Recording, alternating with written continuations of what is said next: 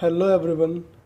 So today we are discussing about class 8 science of NCERT book, chapter number 1st, crop production and management, agriculture practices. First of all, we will talk about what is crop.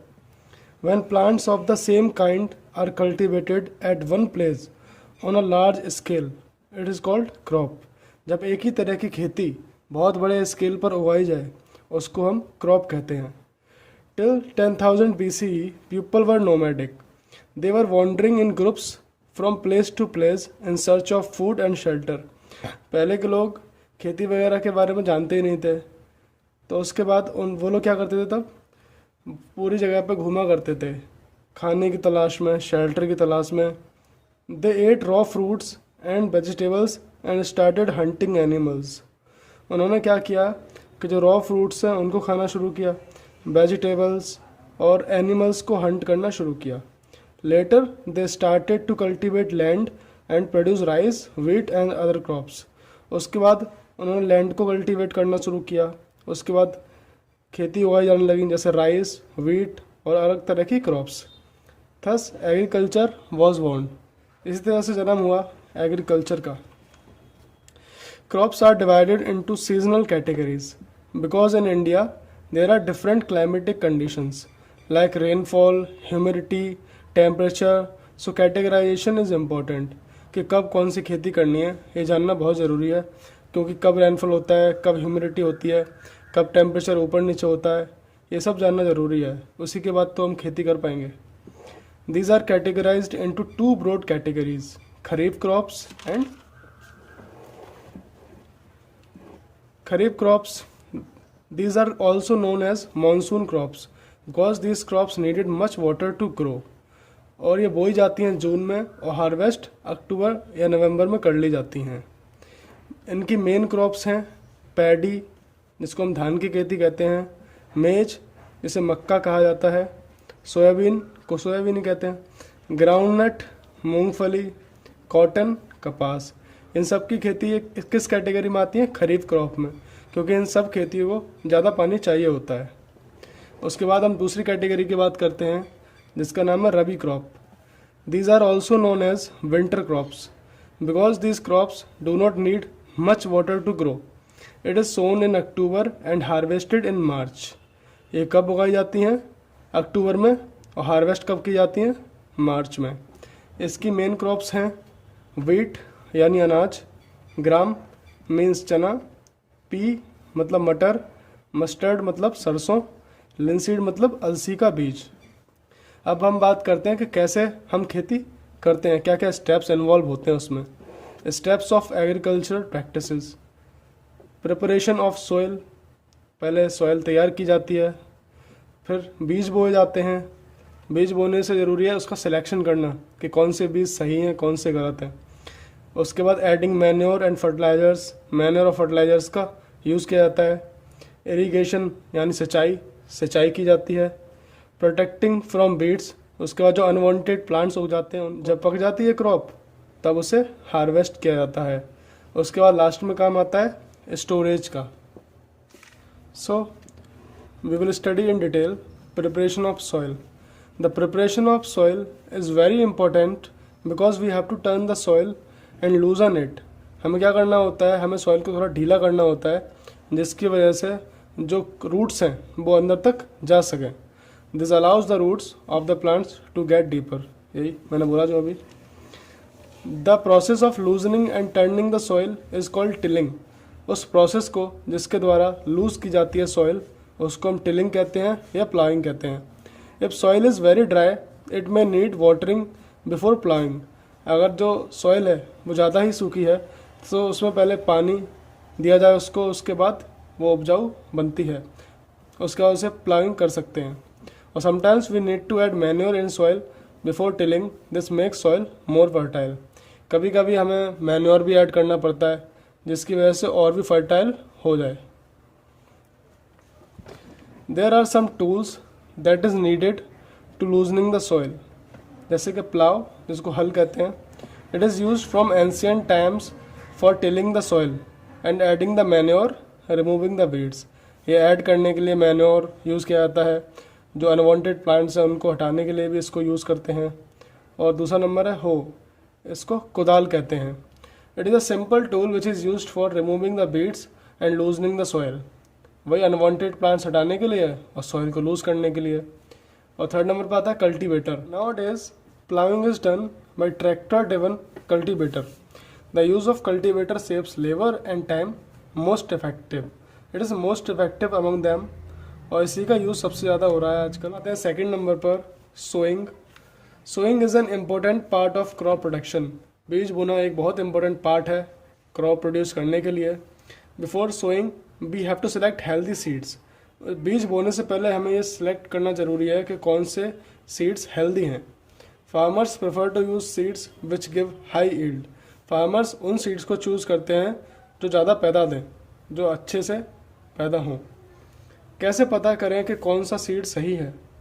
कोई भी बर्तन लें, उसमें पानी भर लें और सारे बीजों को डाल दें। उसके बाद थोड़ी देर बाद आप देखेंगे कि जो बीज सही हैं वो तो नीचे चले जाएंगे और जो बीज डैमेज हैं वो ऊपर तैरते रहेंगे, क्योंकि वो खाली हो जाते हैं, इसलिए हल्के हो जाते हैं, इसलिए वो तैरते रहते हैं ऊपर। There are some tools used for sowing. कुछ टूल्स यूज़ होते हैं बीज बोने के लिए। Traditional tool, it is shaped like funnel. These seeds are filled into the funnel, pass down through 2 or 3 pipes in having sharp ends. इनमें sharp ends होते हैं, ऊपर से आप इसी बीज डालोगे तो सीधे वो ज़मीन के अंदर जाके लग जाएंगे। सेकंड नंबर पे आता है seed drills. Nowadays seed drill is used for sowing with help of tractors. बीज बोने के लिए सीड ड्रिल का यूज़ होता है ट्रैक्टर की हेल्प से। This shows the seeds at equal distance and depth. यह एक ही डिस्टेंस में बीज बोता है और एक ही गहराई में बीज बोता है। It saves time and labour. ये टाइम भी बचाता है और लेबर भी। Third number adding manure and fertilizers. Manure add करना और फर्टिलाइजर्स ऐड करना, खाद वगैरह। The substances which are needed to the soil in the form of nutrition for the healthy grow of plants are called manure and fertilizer. वो substance जो soil को ज़रूरी होते हैं न्यूट्रिशन की फॉर्म में, और जिससे सॉइल हेल्दी होती है और जो प्लांट्स होते हैं वो अच्छे से ग्रो करते हैं, उनको मैन्योर या फर्टिलाइज़र कहते हैं। Plants that grow by using fertilizer or manure grow faster than that plants which did not grow by using fertilizers or manure। अगर कंपेयर किया जाए तो मैन्योर और फर्टिलाइज़र अगर यूज़ होता है जिस सॉइल में, वहाँ जल्दी तेज़ी से प्लांट्स उगते हैं, और कंपैरिजन किया जाए उससे जहाँ मतलब फर्टिलाइज़र और मैन्योर यूज़ ना किया जाए। Another method of replenishing the soil with nutrients is through crop rotation। दूसरा मेथड भी है जिससे सॉइल अच्छी हो जाती है, वह crop rotation. This can be done by growing different crops alternately. मतलब एक तरह की क्रॉप ना उगाई जाए, अलग अलग तरह की क्रॉप्स उगाई जाएँ। तो आइए डिफरेंस समझ लेते हैं फर्टिलाइजर्स में और मैन्योर में। बात करते हैं फर्टिलाइजर्स की। Man made salt. अब बात करते हैं मैन्योर की। It is natural substance obtained by the decomposition of cattle Dang and plant residue. जो फर्टिलाइज़र है ये तो हम खुद बना लेते हैं, जो मैन्योर है वो नेचुरल सब्सटेंस से बनता है, जैसे डिकम्पोजिशन ऑफ कैटल डंग, गोबर वगैरह सड़ाकर, रेसिड्यूज़ प्लांट्स के होते हैं, जो प्लांट्स ख़त्म हो जाते हैं, सड़ जाते हैं, उन प्लांट्स का यूज़ करके बनाया जाता है। Fertilizers is produced in factories. जो फर्टिलाइज़र हैं ये फैक्ट्रीज़ में प्रोड्यूस होते हैं। और ये कहाँ प्रोड्यूस होते हैं मैन्योर? ये फील्ड में। Fertilizers does not provide any humus to the soil. जो फर्टिलाइजर्स है वो कोई भी ह्यूमस नहीं देता है सॉइल को, और जो मैन्योर है वो काफ़ी ज़्यादा मैन्योर ह्यूमस दे देता है सॉइल को। It is rich in nutrients like nitrogen, phosphorus and potassium. जो फर्टिलाइज़र है वो रिच होता है न्यूट्रिएंट्स में, जैसे कि नाइट्रोजन, फॉस्फोरस और पोटेशियम। और जो मैन्योर है रिलेटिवली कम होता है नाइट्रोजन में, फॉस्फोरस में और पोटेशियम में। Even though manure is good as compared with fertiliser. Manure काफ़ी अच्छा है कंपेयर किया जाए फर्टिलाइज़र से, because manure enhances water holding capacity of the soil. जो मैन्योर है वो वाटर होल्डिंग कैपेसिटी बचाता है सॉइल की और उसे बढ़ाता है, जहाँ की फर्टिलाइजर्स कम कर देते हैं वाटर होल्डिंग कैपेसिटी को, जो सॉइल है वो कम एब्जॉर्ब करेगी पानी, तो सही से खेती हो ही नहीं पाएगी, हमें ज़्यादा पानी चाहिए होगा। अब बात करते हैं इरीगेशन की। The supply of water to the crops at regular intervals is called irrigation. समय समय पर खेती को पानी देना ही सिंचाई कहलाता है। अब बात करते हैं सोर्सेज ऑफ इरीगेशन। क्या क्या सोर्सेज हैं? Well, tubewells, ponds, lakes, rivers, dams and canals. इतने सारे सोर्स हैं इरीगेशन करने के लिए। These are classified into 2 categories. इसको 2 कैटेगरीज में क्लासीफाई किया जाता है। First traditional methods, second modern methods. First number पे आता है मोट, चेन पंप, डेकली, राहत। ये ट्रेडिशनल है, पुराने टाइप है, और ये नए type modern methods. Sprinkler system, drip system. इसमें कैटल और ह्यूमन लेबर का यूज़ होता है ट्रेडिशनल मेथड में, और मॉडर्न मेथड्स में ज़्यादा यूज़ नहीं है लेबर का, और ये टाइम भी कम लगाता है। Sprinkler system is used on uneven land because it has rotating nozzles that helps water to reach everywhere.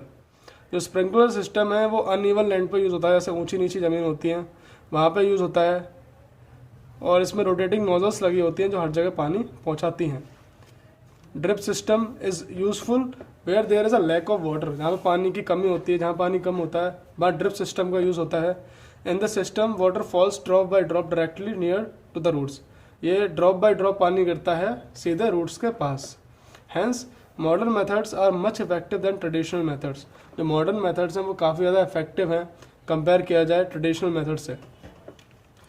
Protecting from weeds. अब 5th नंबर आता है प्रोटेक्टिंग फ्रॉम बीड्स, कि बीड्स से कैसे प्रोटेक्ट करें। Weeds are undesirable plants, so removing of weeds और undesirable plants known as weeding. Undesirable plants को हटाना ही बीडिंग कहलाता है। Weeds are also controlled by using certain chemicals called weedicides. Weeds को कंट्रोल किया जाता है केमिकल यूज़ करके, जिसको बीडीसाइड कहते हैं। Weedicides are not good chemicals, so they should use it carefully. तो ये अच्छे केमिकल्स नहीं होते हैं, इसीलिए किसानों को केयरफुली यूज़ करना चाहिए। अब बात करते हैं 6 नंबर की, यानी कि हार्वेस्टिंग की। इतना सारा काम करने के बाद अब वो दिन आता है जब हार्वेस्टिंग की जाती है। जो फसल पक जाती है उसको निकाला जाता है। The cutting of crop after it is mature is called harvesting. जब क्रॉप पक जाए उसके बाद उसे काटने को हार्वेस्टिंग कहते हैं। In harvesting crops are pulled out और cut close to the ground. इसमें क्रॉप्स को काटा जाता है और पुल किया जाता है। Harvesting in our country is either done manually by sickle or by a machine called harvester. हमारी कंट्री में जो हार्वेस्टिंग है या तो सिकल से होती है या मशीन से होती है, उसको हार्वेस्टर कहते हैं। In harvested crop the grain needed to be separated from the chaff. This process is called threshing. तो जो ग्रेन्स को साफ करने को प्रोसेस को थ्रेशिंग कहते हैं। सेपरेट किया जाता है, अलग अलग किया जाता है चिक्कल को और गेहूँ को। This is carried out by a machine called combine. ये मशीन के द्वारा होता है, इसको कंबाइन कहते हैं। Farmers with small holdings of land do the separation of grain and chaff by winnowing. जिसके पास कम ज़मीनें होती हैं वो बिनोइंग एक मशीन होती है उससे कर लेते हैं बिनोइंग। अब बात आती है स्टोरेज की। स्टोरेज भी एक बहुत इंपॉर्टेंट है। If the harvested crop R be kept for longer time they should be safe from moisture. अगर हमें ज़्यादा दिनों तक सेफ रखना है फसल को तो हमें उसे मॉइस्चर से, इंसेक्ट से, रैट से और माइक्रो ऑर्गेनिज्म से बचाना पड़ेगा। Grain should be properly dried before storing them because harvested grain have some moisture. This protect them from insect, pest, bacteria, fungi. तो ग्रेन्स को पहले सुखा लेना चाहिए धूप में, जिससे कि वो बचे रहें इंसेक्ट, पेस्ट से, बैक्टीरिया से और फंगी से। कुछ प्लेस जहाँ पे स्टोर करे जा सकते हैं। Silos for storage of grain. Silos एक जगह है जहाँ पे स्टोरेज कर सकते हैं। Storage of grains in granaries, granaries में भी रख सकते हैं। अब हम बात करते हैं फूड फ्रॉम एनिमल्स। जैसे हमें प्लांट से खाना मिलता है वैसे हमें एनिमल से भी मिलता है अलग अलग तरह का खाना। Rearing of animals on a large scale is known as animal husbandry. अब इतना सारा खाना चाहिए होगा तो एनिमल्स को पालना पड़ेगा, और उसे ही पालने को पशुपालन कहते हैं, यानी कि एनिमल हस्बेंड्री। ये 4 मेजर टाइप्स की होती हैं। फर्स्ट पोल्ट्री फार्मिंग, जैसे जो अंडे देते हैं वो एनिमल्स। सेकंड पिशीकल्चर, जैसे रियरिंग ऑफ फिश के पालन को पिशीकल्चर कहते हैं। Bee keeping. और फोर्थ कैटल फार्मिंग। अब हम बात करते हैं समरी की कि हमने क्या क्या पढ़ा, क्या क्या समझा। एग्रीकल्चर प्रैक्टिसेस, कैसे कैसे एग्रीकल्चर प्रैक्टिसेस हुई, कैसे फार्मिंग करना शुरू की लोगों ने। एनिमल हस्बेंड्री, पशुपालन 4 टाइप का होता है, अभी हमने पढ़ा था। क्रॉप मतलब फसल, एक ही जगह पे एक ही वैरायटी की फसल उगाई जाए लार्ज स्केल पे, उसको क्रॉप कहते हैं। फर्टिलाइज़र, इसका यूज़ होता है जो सॉइल होती है उसको उपजाऊ बनाने के लिए फर्टिलाइज़र का यूज़ होता है। ग्रेनरीज, जहाँ पे रखे जाते हैं, ये स्टोरेज किया जाता है। हार्वेस्टिंग, जब पक जाए फसल तब उसको काटते हैं। इरिगेशन मतलब सिंचाई करना। 2 तरह की क्रॉप थी, खरीफ क्रॉप और रबी क्रॉप। खरीफ क्रॉप मतलब जून में बोई जाती हैं और नवंबर में हार्वेस्ट की जाती हैं। रबी क्रॉप मतलब अक्टूबर में बोई जाती है और मार्च में हार्वेस्ट की जाती हैं। मैन्योर मतलब खाद वगैरह। प्लाव जोतना। सीड्स मतलब बीज, सिलेक्शन करना सीड्स का, कौन से अच्छे हैं कौन से बुरे हैं। सिलो, जहाँ पे ग्रेन्स रखे जाते हैं। सोइंग मतलब बीज बोना। स्टोरेज, कहाँ रखेंगे। थ्रेशिंग, साफ करना ग्रेन्स को। Weeds, unwanted plants. Weedicide, unwanted plants को हटाने वाला केमिकल। विनोइंग, वही गेहूँ साफ करने का मशीन। तो यही था आज के वीडियो में। अगर आपको ये चैप्टर सही में समझ में आया है तो प्लीज़ इस वीडियो को लाइक करें और सब्सक्राइब करें इस चैनल को। मैं ऐसे ही सारे चैप्टर्स के वीडियो डालूँगा। अभी तो साइंस है, बाकी सारे सब्जेक्ट भी ऐड करेंगे धीरे धीरे। Thank you.